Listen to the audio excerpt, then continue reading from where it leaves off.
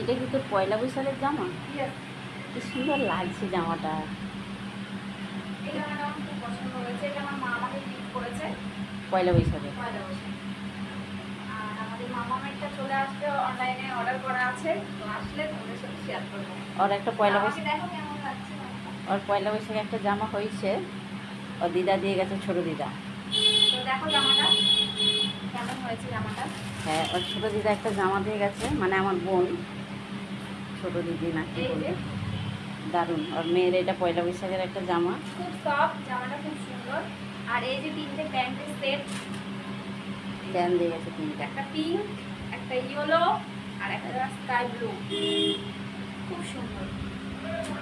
জামাটা তোমরা কমেন্ট করে জানাও বাবুর কেমন হয়েছে। খুব সুন্দর। আর আমার জামাটা